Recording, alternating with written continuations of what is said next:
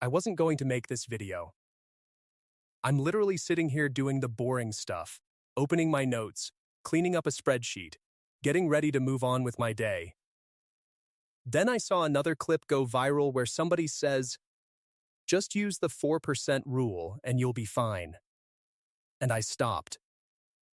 Because this is exactly how good people get trapped. Not because the 4% rule is evil, but because the way it gets used online is clean, it's simple, it's confident, and it's incomplete. And if you're building a retirement paycheck, incomplete is how you end up stressed at 2 a.m., staring at your account balance like it's a heart monitor. And I think you deserve the full story. So here it is. I'm recording this video right now because this topic is quietly costing retirees real money. Comment where you're watching from so I can see how far these videos travel. And real quick, if you value calm, numbers-first retirement breakdowns like this, do me a favor, subscribe and comment Retirement Risk Watch so the algorithm knows you want more of this. Now, in case you haven't seen what I'm talking about, here's the claim making the rounds. Just take 4%. Adjust for inflation. Historically, it works. It's basically safe.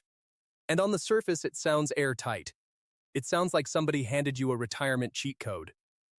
But when you slow it down piece by piece, and you look at taxes, timing, and sequence risk, you realize the reality is more nuanced. That's clean. It's also incomplete. So I'm going to break down 3 things. First, what the 4% rule actually is, and what it is not. Second, why the real risk isn't average returns. It's the order of returns, and the first decade. And third, the Guardrails system that replaces the 4% rule with something you can actually live with, without pretending the market owes you a smooth ride. So, let's start with what we can verify. The 4% rule idea traces back to research in the financial planning world. William Bengen's work in the 1990s is usually the name that comes up. And later, the Trinity study-style research gets cited a lot in personal finance conversations. The basic concept people repeat is simple. You withdraw 4% of your starting portfolio in year 1, then you increase that dollar amount with inflation each year. And historically, a stock and bond portfolio had a high likelihood of lasting around 30 years. That's the story people tell. But here's what nobody wants to say. The 4% rule got turned into a lifestyle slogan, a meme, a magic number. And retirement doesn't care about memes. Retirement cares about math, behavior, and timing. Here's the clean way to think about it. Your portfolio is not a paycheck. It's a machine that can produce cash flow. And the 4% rule is one way, one specific way, to run that machine. It's like someone saying, drive 65 mph and you'll get there safely. Okay, but what if there's ice on the road? What if your tires are bald? What if you're towing a trailer? What if you're driving through a mountain pass? Same speed. Different outcome. Same rule. Different reality. Now, let me be blunt. The 4% rule is not a retirement plan. It's a starting point for conversation. If you treat it like a guarantee, you're basically outsourcing your peace of mind to historical averages. And a correlation is not a contract. Okay, now here's where it gets interesting. People think the 4% rule is about returns. Like if my portfolio returns 7% and I take 4%, I'm fine. That's the kindergarten version. In real life, the market doesn't deliver 7% like a salary. It delivers chaos. Up years, down years, flat years, inflation spikes, rate spikes. And the timing of those years, especially the first 5 to 10 years after you stop working, can decide whether your plan feels smooth or feels like a constant emergency. This is where sequence of returns risk comes in. And if you don't remember anything else from this video, remember this: average return is not the same thing as retirement experience. Here's a simple analogy.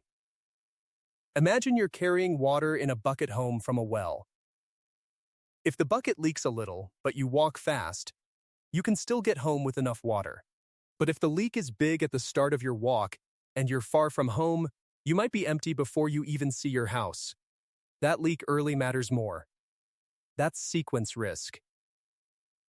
In retirement, your leak is withdrawals, your walk is time, and your weather is the market. And this is why the 4% rule can feel fine for some people and terrifying for others. Same rule, different sequence, same numbers, different interpretation. Now, I want to be fair. There's legitimate research and discussion around withdrawal rates and success rates over history. But even in the more serious research world, people point out that retirees today don't live inside a neat historical spreadsheet. Market starting conditions matter. Interest rates matter. Stock valuations matter. And most importantly, the idea that you'll spend a constant inflation-adjusted amount forever, no matter what happens, might not match how real humans actually live. There's also a critique that the 4% style rule can be inefficient. It can create surpluses in good markets that you never spend, while still exposing you to shortfalls in bad markets. In plain English, you can end up living too tight when you didn't need to, but still not be protected when you actually needed protection. That's not the dream. That's just stress with extra steps. Now, before we get into the guardrails system, here's a question for you. Do you want your retirement spending to be rigid, same dollar amount every year no matter what?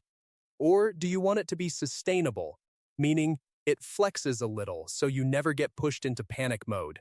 Drop that in the comments. Rigid or sustainable? Because that answer determines everything. All right. Now, let's talk about the fix. The guardrails system. Guardrails means you stop pretending you can set one withdrawal number at age 65 and never adjust again. Instead, you create rules, simple rules, that tell you when to tighten the belt a little and when to loosen it a little. Not based on feelings, not based on headlines, based on signals you can measure. Think of it like driving with lane markers. You're not white-knuckling the steering wheel guessing where the road is. You have guardrails. When you drift too close to the edge, you correct. When you're centered, you cruise. And yes, there's actual research and writing in the financial planning world about guardrails and early warning signs. One simple early warning sign is this. If your withdrawal rate starts creeping up compared to where you started, that's a sign your plan is getting stressed. Another is if your inflation-adjusted portfolio value falls too far below your starting point early in retirement. That's a warning. Not because it guarantees failure, but because it raises the odds you'll be forced into ugly decisions later. Here's the clean way to think about it. A retirement plan fails for two big reasons. 1, you pull too hard from the machine. 2, the machine hits turbulence early and you keep pulling like nothing happened. Guardrails solve the second problem by forcing adjustments early, while you still have time and options. Now, I'm going to give you a practical guardrails framework you can actually use. Not as personal financial advice, as a system you can discuss with your spouse, your planner, your spreadsheet, your brain. Write it down. Step 1. Set a baseline spending number that covers your life. Your needs.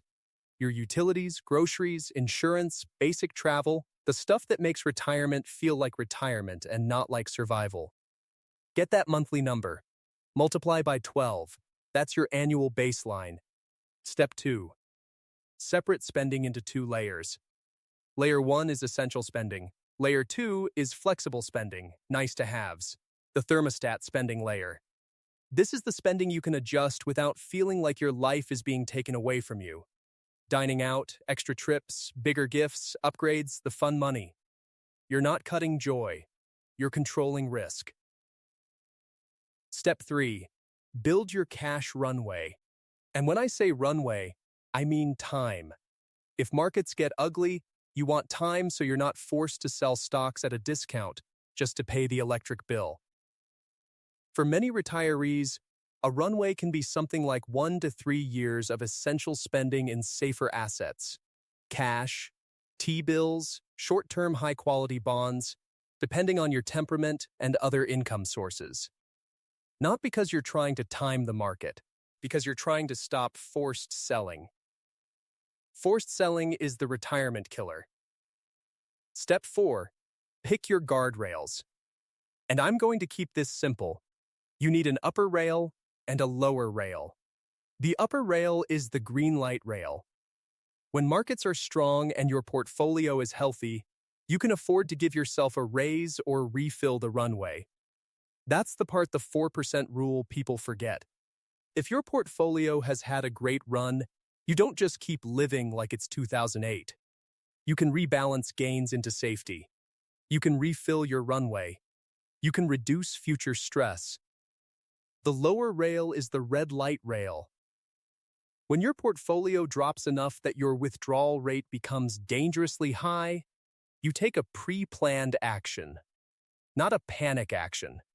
A pre-planned action. And yes, there are many versions of guardrails. Some research discusses cutting spending when your withdrawal rate rises a certain percent above your starting rate, or when your portfolio drops below certain inflation-adjusted thresholds. The key point isn't the exact percentage. The key point is that you have a rule, and you follow it. Now, here's a simple action plan. No drama. Step 1. Write down your starting withdrawal rate and your starting annual spending. Write it down. Step 2. Decide what too high looks like for your withdrawal rate. For example, if you started around 4%, maybe you decide that if it creeps up into the mid-5s or higher due to a portfolio drop, you trigger a spending adjustment. I'm not giving you a magic number. I'm telling you to pick a number you can live with and understand. Step 3. Decide your adjustment actions in advance. Example actions. Cut flexible spending by 10% for a year, pause inflation increases temporarily, or take a smaller raise next year even if prices are up. The point is to reduce the drain while the portfolio recovers. Write it down. Decide X first, then Y. Don't wing it. Don't guess. Now, here's the skeptical alternative. Some people hear guardrails and they get annoyed. They say, so you're telling me I can't spend what I plan to spend? And I get it. But here's the real question. Would you rather make small, controlled adjustments early, or be forced into a massive, ugly adjustment later when the portfolio is already damaged? That's plausible. Here's how it can fail. Guardrails fail if you ignore them. If you set rules and then when the market drops you say, this time is different, I'll just keep spending, and you never cut anything, then congratulations, you reinvented the 4% rule, but with extra paperwork. The power of guardrails is behavior. It's discipline.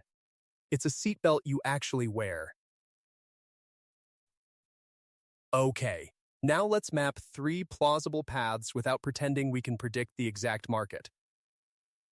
Path 1. Markets are decent, inflation cools down, your portfolio grows slowly. In this world, guardrails mostly help you avoid oversaving emotionally. They give you permission to spend a little more when it's sustainable.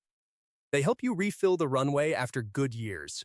This is the retirement where you enjoy life without constantly fearing the next headline. Path 2, you get a nasty early downturn in the first 5 years. This is the danger zone. In this world, guardrails are not about optimization. They're about survival without panic. You cut flexible spending early, you slow the withdrawals, you preserve the machine, and you give yourself time to recover. Optional path 3, you get a sideways decade. Not a crash, not a boom, just mediocre. In this world, the 4% rule can quietly become stressful because inflation adjustments push spending up while returns don't keep up. Guardrails force you to face reality and make gentle adjustments instead of pretending your plan is immune. I'm not predicting it. I'm saying it's within the set of things life can do. Both worlds can be true at different times. That's not a doom call. That's a planning call. Now here's the uncomfortable truth. A lot of retirees don't run out of money because they picked the wrong mutual fund. They run out of money because they keep spending like the market is obligated to cooperate. Not because they're stupid, because they're human. They want stability. They want a paycheck. But a portfolio doesn't hand you a paycheck unless you build a paycheck system. And the 4% rule in its pure form is basically saying, spend a fixed inflation-adjusted paycheck no matter what, using a volatile portfolio. That mismatch can create wasted surpluses in good markets and painful shortfalls in bad markets. And it can force late-life spending drops that people didn't emotionally plan for. So what does this actually mean for you? It means stop asking, is 4% safe? And start asking, what are my guardrails? Because safe is not one number. Safe is a system. Here's what to watch. Watch your withdrawal rate, not just your balance. Watch your cash runway, not just your returns. Watch your spending flexibility, not just your budget. And if you want one simple stress test, imagine a 20 to 30% portfolio drop next year. Not forever. Next year. Would you have to sell stocks to live? Or could you live off safer assets and adjust your flexible spending? That answer tells you whether you have a plan or you have a hope. Here's another question for you. Which scares you more? A market crash in the first 5 years of retirement, or a slow grind of higher taxes and inflation over a decade? Drop that below. Crash risk or slow leak, because retirees get wrecked by both, and most people only plan for one. Now, let's talk about implementation in plain English, without overcomplicating it. If you are a new retiree, your first job is to protect the first decade. That's where sequence risk lives. Build the runway. Build the buckets. Build the ability to not sell stocks in a storm. If you are a pre-retiree, your job is to stop treating retirement as one big number and start treating it as a paycheck design problem. How much do I need? What's guaranteed? What's flexible? What's market dependent? How do I keep taxes sane? How do I keep withdrawals sane? If you are already retired and you're already pulling from the portfolio, your job is to measure. Measure your withdrawal rate. Measure your runway. Measure whether your spending has crept up faster than your plan. And if it has, don't panic. Put the guardrails in now. The best time to install guardrails is before the storm. The second best time is today. Now, I'm going to say something that might annoy both sides. Some people act like the 4% rule is gospel. Other people act like it's trash. Both are missing the point. The 4% rule is a reference point. It's useful for framing. But if you want to sleep at night, you need rules that react to real conditions. Guardrails. A system. And yes, even big institutions and respected firms talk about dynamic spending approaches. Hybrids that mix inflation-adjusted spending with percentage-based spending so withdrawals can adjust when markets move, instead of blindly increasing forever. The concept is simple. Modest adjustments beat catastrophic adjustments. Now here are the rules I use, and you can steal them. 1.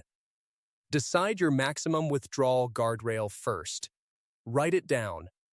If you're losing sleep, you're pulling too hard, or you're invested too aggressive. 2. When markets run hard and you're up a lot, refill your cash runway. Not forever, just enough to buy you time. 3. Don't confuse income with safety. A high yield is not a safety guarantee. 4. The best time to make a retirement decision isn't when you're scared or hyped.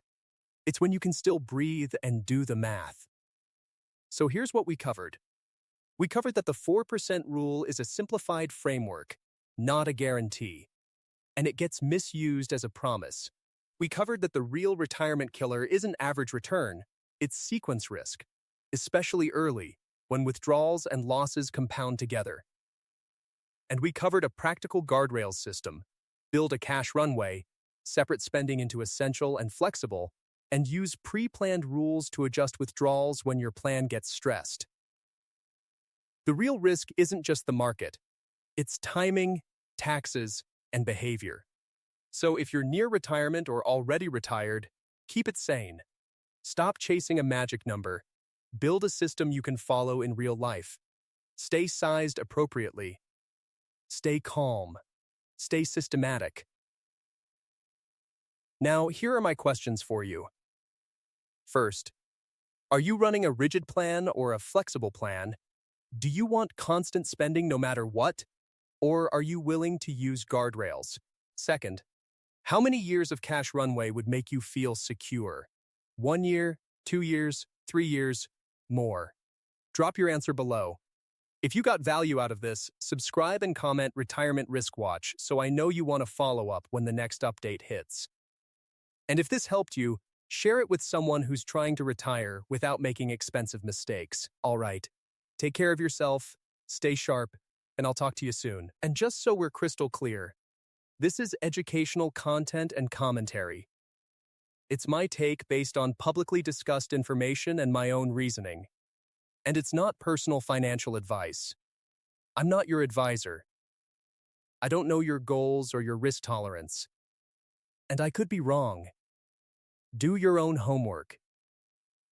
Consider your situation. And if you need personal advice, get it from a qualified professional who knows your situation.